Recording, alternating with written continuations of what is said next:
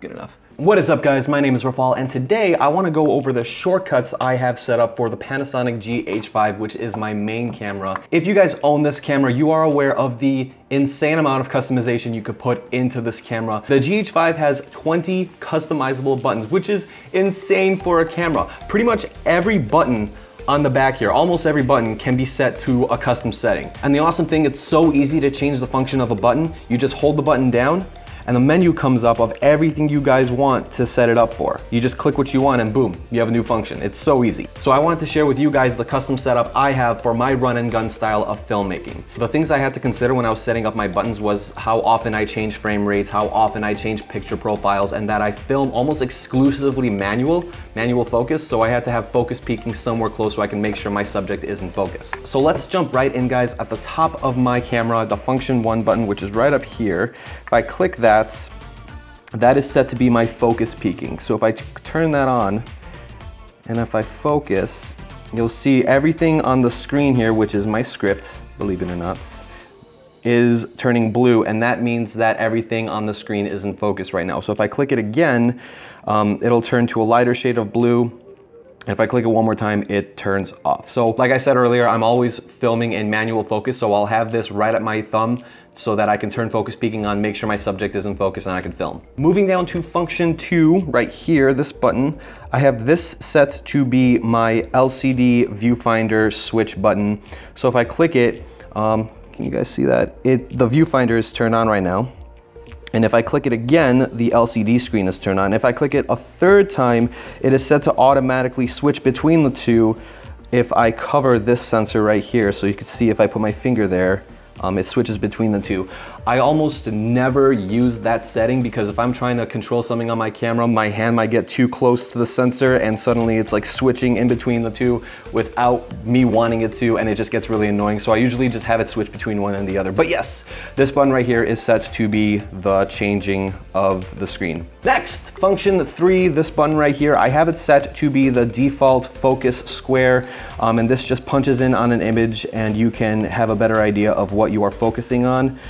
And I'll use this with focus peaking as well to really make sure I got my subject in focus. You can use the dials to zoom in even more, just like that, so you can really make sure your subject is in focus. This is the default setting, so I didn't change that at all. Here at the bottom, I have this button set to be monochrome live view.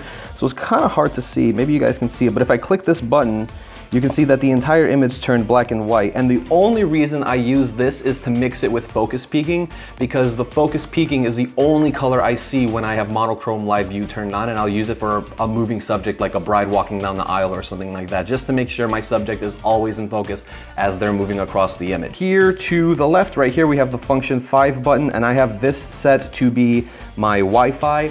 I will use Wi-Fi when I want to control my camera remotely with my phone.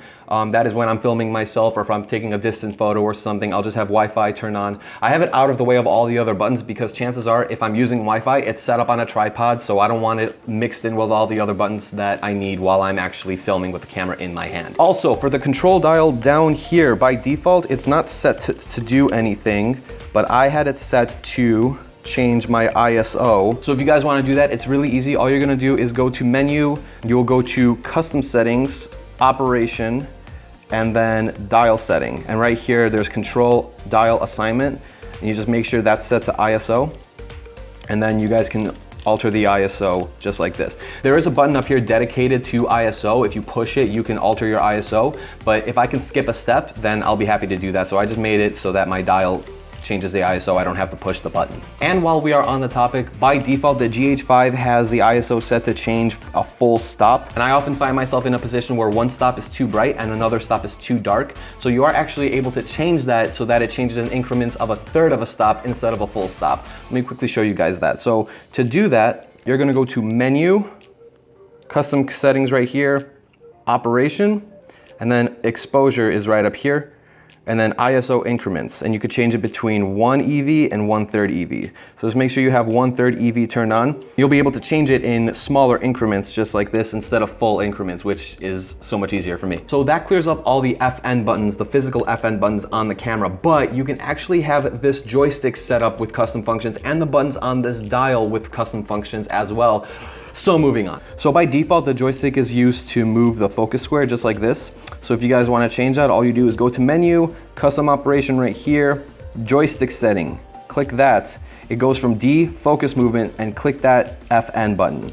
And now you can set it to be a custom function. So if I just hold up on it, all of my custom settings will be set, and it just asks me which one I want to set it to. The only function I have set for this joystick is by pushing up on it, I could turn on X teleconvert, which if you guys look, it punches in on an image a little bit more. And what X teleconvert does, and I'm gonna butcher this explanation, but it focuses on the main 8 megapixels on the very center of your camera, which makes your image larger, but you are losing some detail. So I will rarely use this. If I really need to desperately punch in on an image to like get a shot or something, I will use it.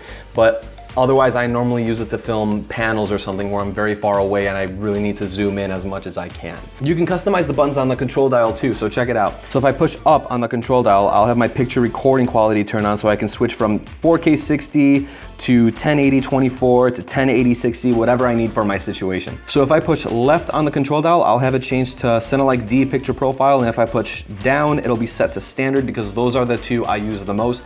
But if there's a picture profile I need to change to that I don't normally use, I'll push right on the control dial and I'll have all my picture profiles come up right here so that I can change it to whatever I need. Oh, and I almost forgot about this button right here at the bottom of the lens. This is my variable frame rate button. So if I have variable frame rate turned on the GH5, I'll push this button so I could change between 60 frames per second, 120 frames per second, maybe even 180 frames per second. But at 180 frames per second, there is a drop in quality, and to me, it is very visible, so I never film at 180 frames per second. 120 is as high as you can go and still maintain full quality of your image, so I peak at 120 frames per second. But you have that option if you guys want it. So guys, as far as my custom setup of the GH5 goes, that's where it ends. If you want to stop the video here, you can, but I'm gonna go into a little bit more detail about the customization of this camera because it actually gets crazier. So here we go. So moving on, there are more buttons than just the physical buttons I showed you guys that you can customize on this camera.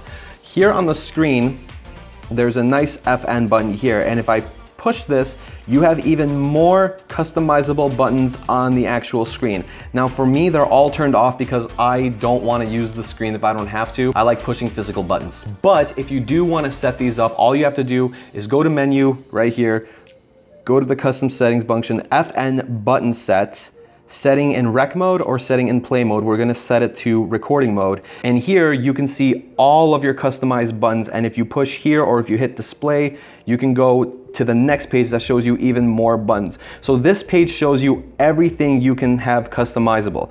And I have all of these turned off. So if I did want to have these turned on, I would just push one and I can just go ahead and pick the function I have here. And remember what I said earlier, guys?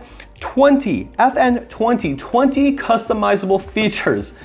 Why would you ever need that many? Now the last thing I wanted to show you guys was up here on the dial, you have these 3 C's right here, custom 1, custom 2, and custom 3.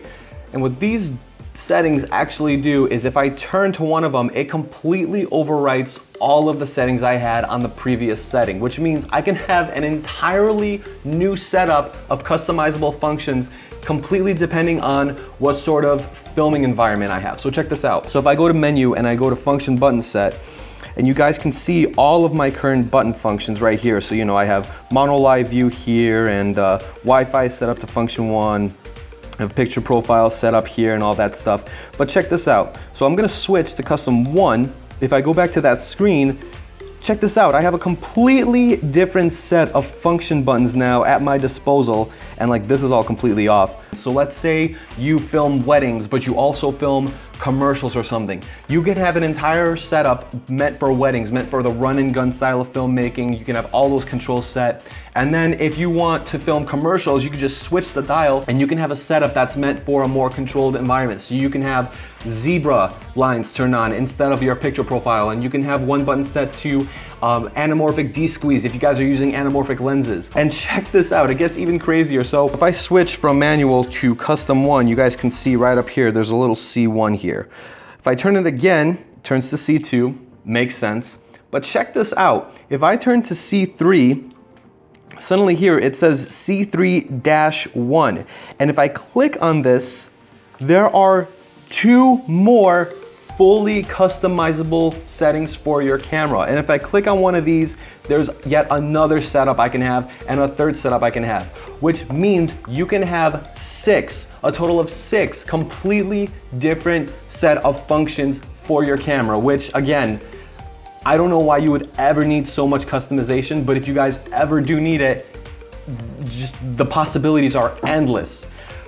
Anyway guys, I am done gushing about the GH5 and all the customizable settings. If I missed anything, go ahead and comment below. Let me know if there's anything else you guys want me to mention. And guys, go ahead and click on my kit page if you want to see what sort of equipment I use to film in different settings like interviews, real estate, run and gun filmmaking. Go ahead and check that out. If you guys like this video, be sure to hit that subscribe button. A like and a comment won't hurt either. Thank you guys so much for watching, and I'll see you in the next video. Bye.